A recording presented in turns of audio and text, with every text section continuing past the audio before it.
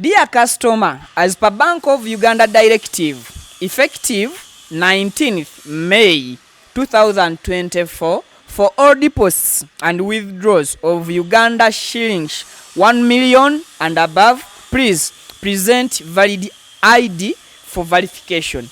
Ekyo kiwandiiko mu lufuutifuuti kigamba nti customer waffe omulungi, tukutegeeza nti banka ya Uganda enkulu ewadde ekiragiro ekitandikirawo mbunnambirongo ennaku z'omwezi 19 omwezi ogwokuna omwaka gwa 2024 ku ssente zonna eziteekebwayo n'eziggyibwayo ku mobile money services ez'enjawulo, olina okugenda n'endagamuntu yo ekyakola eri valid okusobola okudipositinga akakadde oba okujjayo akakadde. Depositing and withdrawing 1 million eyaffe eye Uganda. Nze Vicky nsinzira ku mukutu Vicky exclusive olunaku olwaleero ndine community expert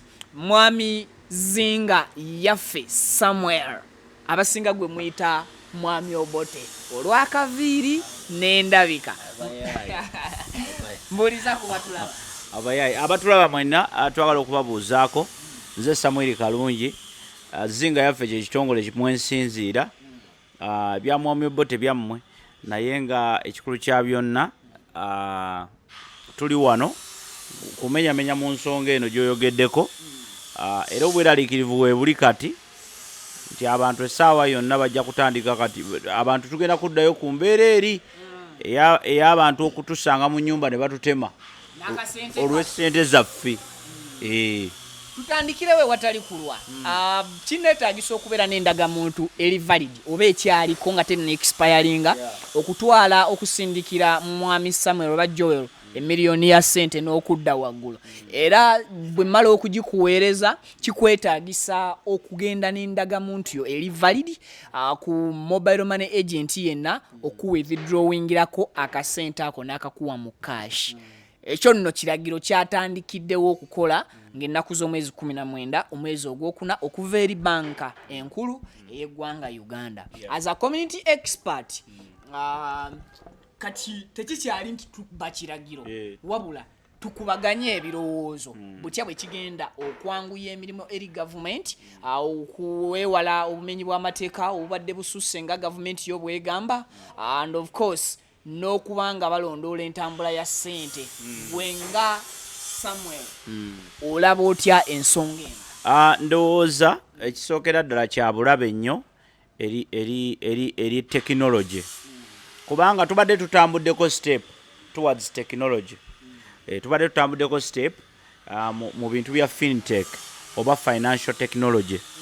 Akati olwaleero bw'obanga ogenda kuddira fintech oba financial technology ate omuweekeko analogo ey'ekikulu ekyawaggulu ennyo ey'ekipapula kubanga gwe tolowooza nti nno national ID is just national ID.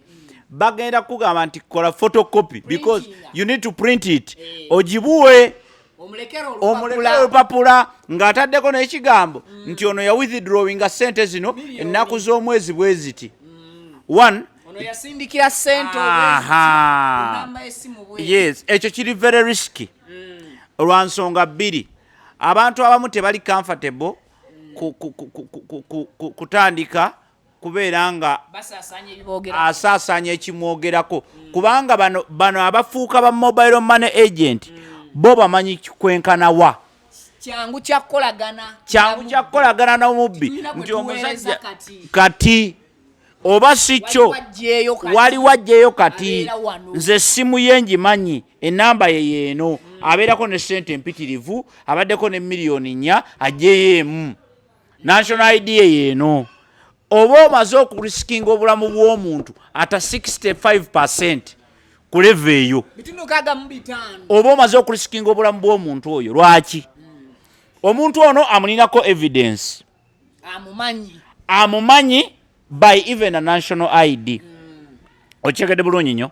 Kakati omuntu ono butya how sure am I nti nze wano wendese document zange wali safe ontegedde bulungi nnyo kubanga bano abaana batuula ku bumeeza awo kakiyosiki bali awo beeyiya bweyiya tebalina proper address omusanga wano olwaleero enkyo obutayinza obutamusangawo naye ng'ate sente gyo yazikuwadde era wamulekedde ebikwogerako how are they going to have that in order ekyo kimu security wise we are having a problem then two it is a big threat to technology nga bwe nsoose okugamba nti technology tulina essimu zaffe zino luliyadde essimu wagulanga layini nga layini yo ng'ekigifuula eyiyo kukukubira nakubira bw'oyagala olwaleero layini okufuuka eyiyo nga yo nga bwe ngikeberako bwe nti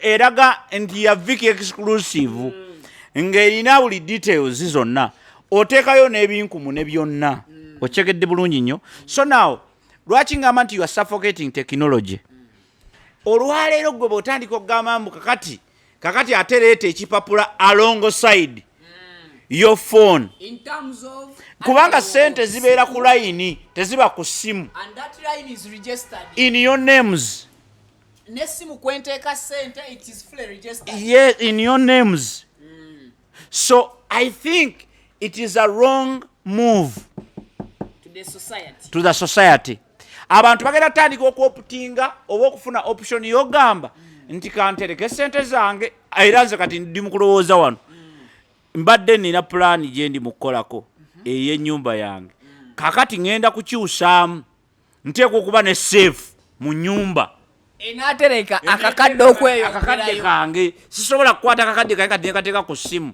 kuba nsobola okukateeka ku ssimu olwaleero essimu neegwa national ID ebula nensigaza photocopy nenjagala okugenda okulipulesinga ne bangamba twagala oligino kubanga tubeera gisikaninga photocopy tekola kitegeeza now who has someone's what so but in reality abakola photocopy ku ndagamuntu eziri expensive endagamuntu photocopy original okola photocopy ey'endagamuntu ng'erabika bulungi bagikolera omutwalo gumu but those people they can scan that duplicated ID nekola bulungi naye olw'obukwakulizo bwabwe bakugamba nti baagala oligino kakati awe wali obuzibu nti we are fighting with the technology we are analoging in fact we are doing what we call analoging but we are analoging we are trying to we are analoging digital era oba we are analoging technology tusika technology aje mu our archaic way of doing things tosobola kubanga olina essimu erimu line etali emu line bbiri ziri manyago ate nonsaba ID it is still wa mobile money asoka kubuza eretani Samuel kalungi nti ye leta Viki exclusive nti ye kakati leta atendaga muntu eraga kino awaliwo obuzibu ate dinda kati awo nze nyina w'ekibuuzo balina system gye bakyusizaamu nti if I want to withdraw to deposit nino okubanga oli wa mobile money ku bye bamuleetera nga tannateekayo ssente bwe baleeta amanya nti Samuel Kalungi baleetera kaakafaananyi ke n'aligambye nti yensonga esabisa ID kakati of course that is a technology nti technology mu kifofo ekyokumwembulesinga nga bwazze ne tulaba engeri gye tumusuutinga mu society yaffe ne level zaffe kwe tuli kubanga tumanyi bulungi nnyo nti ffe wano we tuli internet gye tulina tukyali ku 4G 3G awamu tetuuka nga tumanye bumanya nti how do we use it best but not making covering technology with now the analog way of doing things tosobola gamba nti you trust a paper than somebody's names is digital is linked to the service center to UCC to NIRA ochekedde bulungi nnyo no trusting a paper awaliwo obuzibu kitegeeza nti you are fighting technology tomanyi kyoli mukola so kyetwagala okusaba era kyetugezaako okugamba abantu oba kyetuli mu kulabula as a community expert I can tell you I know many things omanyi bw'oba osoma criminology waliwo ebintu ebimu ebireeta obumenyi bw'amateeka ontegedde ebimu ku bireeta obumenyi bw'amateeka mu nsi yonna is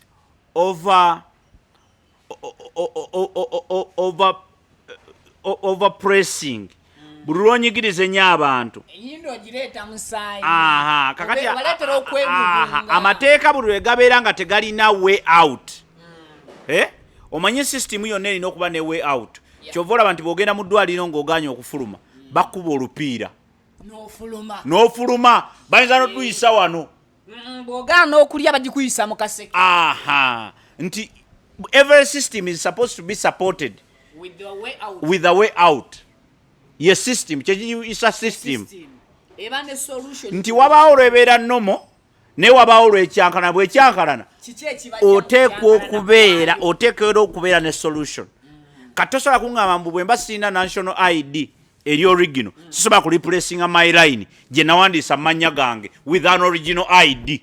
Do you think that waligenda kubaawo abantu abaddamu okuwithdrawing akakadde ka ssente nga kajjuvu anti kakati abantu remember gwe kino kitunuliddamu eyo ango but I will tell you kati era oli bw'abaana bayagala okuwithdrawing million ajja kuwithdrawing emirundi 3 ajja kugenda wano paya 5 agenda wano paya 5 ajje miliyoni atambula agende yes era nange sikyasobola kati kujjayo kakadde era nange sisobola kujjayo kakadde mwakenda n'omugamba ndekerako olukumbi ate nalo n'olumusindikira n'omanya nti kati nalo jaddumpa kashi akakadde ne kawera so kakati olaba omuntu kyali mukola criminology otandise okuyingiza omuntu okumenya amateeka nti agenda kujjayo ssente akakadde kalamba nga talina gwawadde national ID ate nga gwogyetaaga omenye etteeka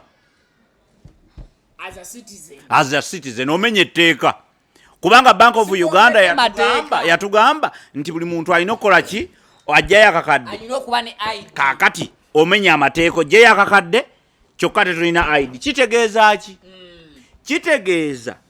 kitegeeza nti ogenda kumenyesa abantu amateeka mu bugenderevu ababbi bagenda tandika okutwesunga kuba kati oli ajja gamba akadde kano kateeke ku simu ate nkyanjagala okukajjayo bansabe ID alozinga jangu wano n'akakaddeko nkima akakaddeko anti sina okubiridde essimu waliwo abawulidde waayo n'omusajja alina waliwo n'embeera gye tulina ffe abakuliddeko mu ghetto abaana bakwata embaddiya oba otambula okusisinkana oli omutwalira akakadde ne bakwata embaddiya kakati twongera okuleeta mu kifo ky'okuyamba ku society tujongera ogibreakinga nga tuinsultinga technology because bino ebintu byonna byajjira ku technology ne national ID eyo gyolaba si kipapula bupapula but it contains all your data ochegedde kakati then totandika ja abusinga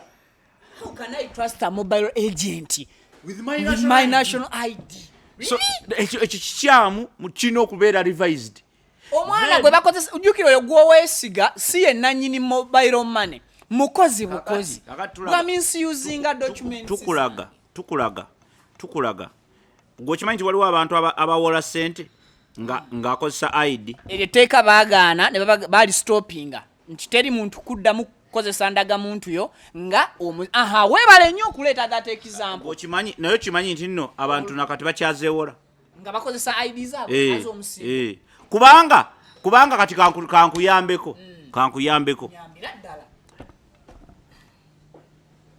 ebyo bisobola okubeera emboozi omanyi waliwo ebintu ebyogerwa nga mboozi gavumenti esobola okuwa abannayuganda amagezi okyegedde gavumenti erina right okuwa omuntu amagezi omunayuganda ne bagamba nti ng'omunayuganda tukuwa amagezi nga gavumenti tukubiriza oba tukubiriza Yes. Obutakwata national ID yo. Kujiwa mobile money I mean on alenda li. Aha. Money lenda. Naye amateeka go gakkiriza omuntu okwewola nasinga kyalina. Sinaasinga kyalina. Okwewola nga omuntu yenna mu Uganda kikkirizibwa okwewola. You are aware. Yes. Kakati bw'oba weewola mu Uganda omuntu kyasooka okukola is to identify you. Gwani. Nze Vicky Genius leta national ID. Proving amanyago. Ye tagyetaaga. Kifaananyi abagifunye. Gwe ne bw'ogenda nayo. Bw'amala okukola ekyo ng'agamba ninayo kumusinga omulala. Nti ninayo akataka kange. So gavumenti esobola okuwa amagezi abantu nti temwewozesa national ID naki. Naye oli bw'abanga ekyobugagga kyalina is himself and his national ID ajja kugiwaayo tewali buzibu. Era awola ssente yajja muwola. Okitegedde bulungi nnyo. Gwe osobola okugaana naye mu constitution kiyinza okuba tekirina we kiri. Ontegedde. So omukulembeze mu gavumenti asobola okujja naawe amagezi abantu babawadde amagezi obutatunda ttaka tebagalitunda. Abantu babawadde amagezi bulijjo wano nti bannange ekintu ky'okutunda ettaka kifu naye abantu bagitunda balanga n'okulanga nagaba nze kalungi property consultants ntandikira ku miliyoni eri emitwalo 5 naye ng'abantu batunda ettaka. So kikyengezaako okulaga nti gavumenti oluusi esobola otuwa amagezi naye abantu nga bo remember fe government okitegedde we are part of the government. So government otuwa amagezi eba etuwadde ku magezi naye tejjaawo mazima gali ku ground. Amazima gali ku ground nze bwe mba nakuwa emitwalo gyange 5 njagala omusingo oba togulina mpa ID kyokate mu mateeka tewali emitwalo 5 wegisabirwa musingo tewali. So the idea is very simple then. Let us embrace technology as it is and we try to work with it. Let's avoid misusing technology. Nga tulowoozesa abantu nti analog esinga technology aliwo. They can't move between one. Tetusobola tambuza bibiri. Either today wali analog waffe tambuza akakadde koffe kubigere okatwaleyo. Otherwise nze tosobola kuŋŋamba nti ndete ID ku gundi ku mobile money agent. Okitegedde kubanga waliwo ebikyetolerako ebirala biki bingi. Ogenda kuleeta emisango. Abantu bagenda kukozesa national IDs zaffe for wrong reasons. Omulekedde okumanya ebitukwatako. Waliwo abaana ng'abadde akola transaction 5 olunaku kati akwate empapula ze 5 bwegati. Okitegedde bulungi za national ID z'abantu. Okitegedde yayagala Davik exclusive yani nebigenderako. Okitegedde amufune akole ebirala gwe byotamanyi byotasobola kutegeera kubanga bino byonna byolaba bijja olw'okuba nti wabawo experience. Kati tujja kumaliza tugudde mu nsobi ng'ereetebwa kino kati ate kino tugenda okukikyusa ng'olwedde tulina ebintu bingi bye tufiiriddwa. Kyekibuuzo kiri nti mwami Samuel nti mobile money ye yanakkiriza mu iseeka akakadde nga sireseewo ID photocopy yange afiirwe transaction emirimu kyenagambye emisango mugenda kukozesa abantu ensobi bakole emisango gye batandikoze because you are abusing technology.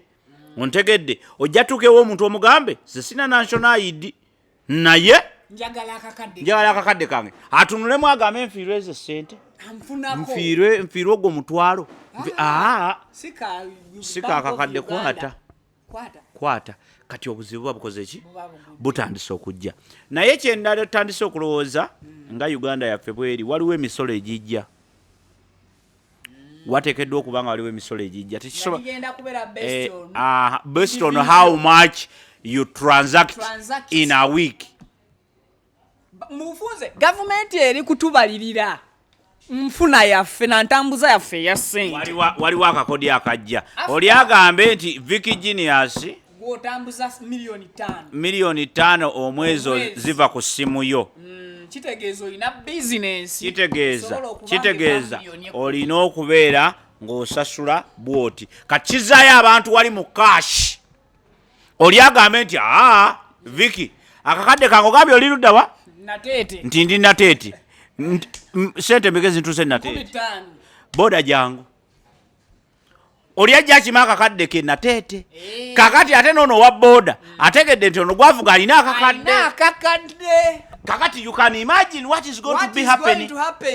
Waliwo mama wange w'omukyalo alina emmwanyi atunze ajja zitunda bw'anaazitunda agambe national ID yange abaana bagibuza ngenda kukola nti okuziteeka ku akawunti agambe nkubuulire mumpitire antwale oba si kyo agambe nti atuma abaana ku luzzi abagambe Jowero godi mugenda muleeta amazzi yesogga ennyumba asime ekinnya aziteekemu banka ye mu nju okyegedde bw'alaagira enkyataataako emukuba afe esente zifiire mu nju.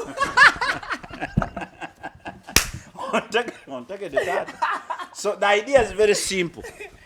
Let us agree tukkirize nti ogwo omulembe mukadde nnyo Bank of Uganda mulabe ng'egye mukikolamu because musobola okukikola.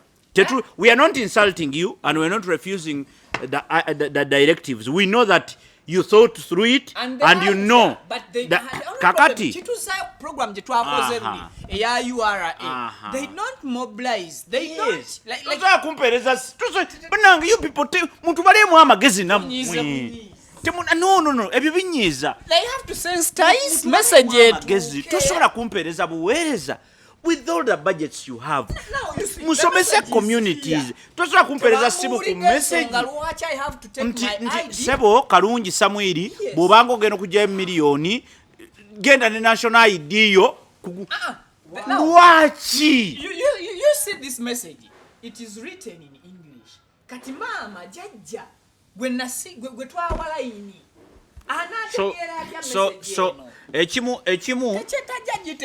ekimu nze ntera okugamba abantu ekimu ku kikulaakulanya ensi si nguudo si bizimbe si malwaliro si bintu bino bye tusiba tukayanira bannanga enguudo amalwaliro amasomero si bye bikulaakulanya ensi.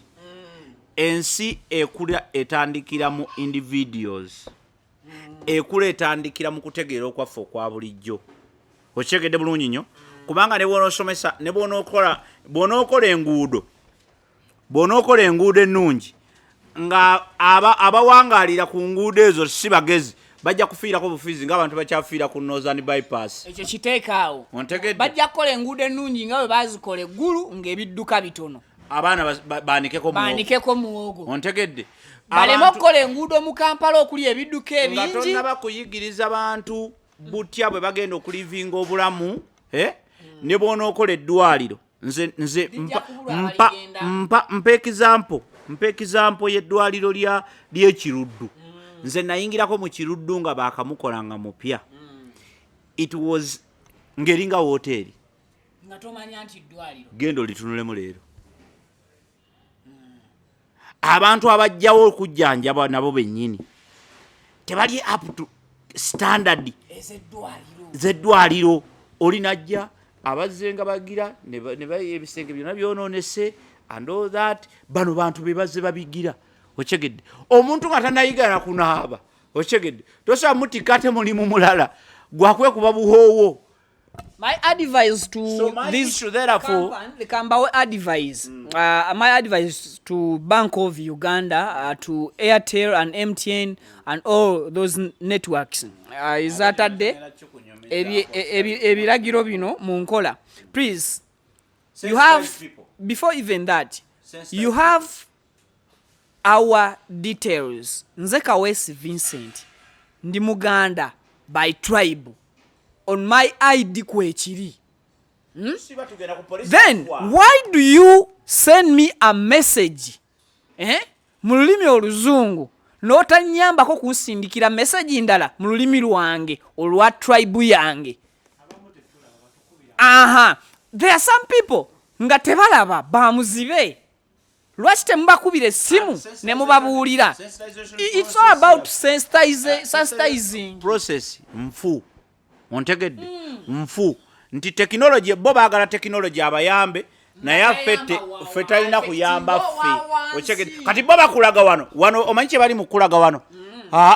Technology yajja tukusindikidde message ogirabye naye ate bo bakulaga nti mu kye basindise mu technology ate bo bakusaba analogo.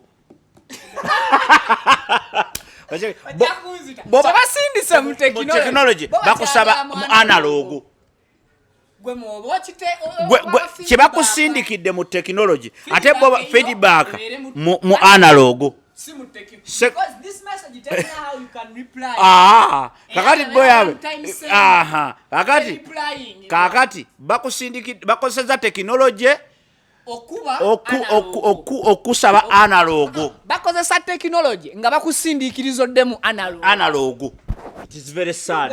Moyambe yambeko ekyo kifu. So ekirala to inviting companies. Ekimu ku kitubisa mu Airtel ne MTN because they are the sole service gundi. Service centers. Mu kyetuli mu kukola kati essaawa eno kyetuli mu kukola bakiyita kyetuli mu kuyitamu naddala bo kye bakola be bano be bayita bagundi. Edda ennyo twalina mu economics tukiyita, I don't want to forget that, but mu economics waliwo bwe tugamba nti abantu ng'abo twaliwo twabeererako ne Colgate nga Colgate ali yekka nga tewaliwo ABC yekka oyina kukozesa Colgate. Twalinako ku Kiwi nga lyokka lyeririwo. Twalinako ku Blue Band nga teriyo kintu kyoyinza. Twalinako ku bintu twalinako exercise book nga tewaliwo kitabo kirala.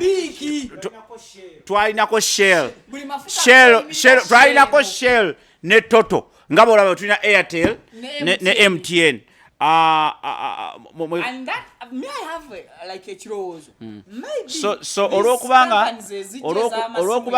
olwokubanga era kyovala nti bazigula like Africell ogenda eri joint Airtel ogenda owulira like nayo nali ngenda mu kooti nenemererwa. Nali ngenda kuwaabira company gye bayita Worried eyedda efuuka tuzayi. Nze simu yange nagula nze bwe nalingula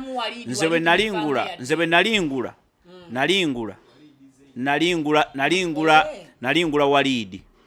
Ontegedde bwe nagula Worried yange nembeera nayo. Before I knew it nali ndi ku Airtel. Airtel mind you Airtel yaliwo nga ne Worried weeri. Nakola choice as a Ugandan. Nengenda ku Worried. I did not get any communication. All I got was mulongoti gwa kukyuka na kuwulira mbulubujju ngambo. Kakati olwokubanga tulina company nga MTN ne Airtel zitasobola kunenya.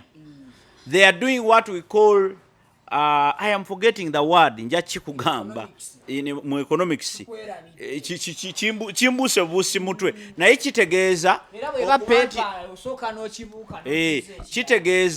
kitegeeza nti oli abeera sole provider yeye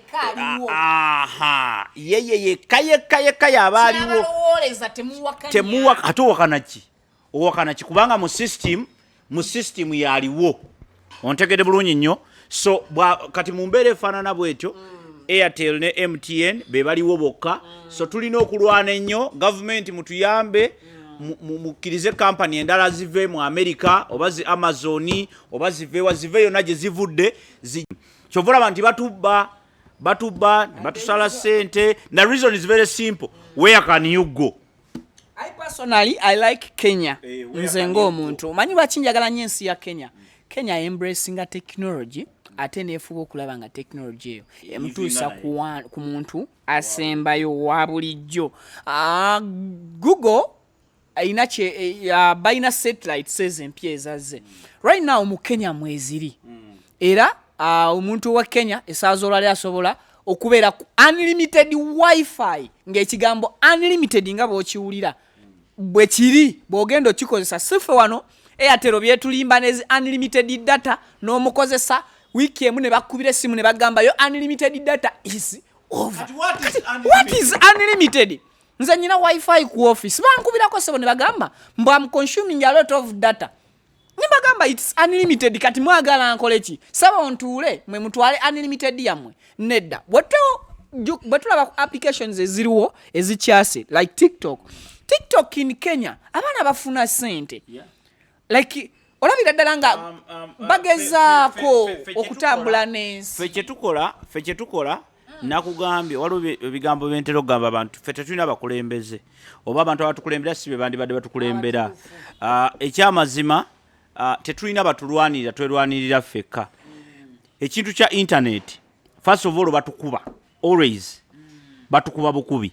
Ekyokubiri tetulina bantu batunegotiatingirako bintu bino nti tebasobola tuula na Airtel ne babagamba naye kati ate bwatuukayo ate bwokya mwoke namira bwokya mwoke naye n'atamanya nti nno ebyo ebintu bwe bagenda babikola bwe bati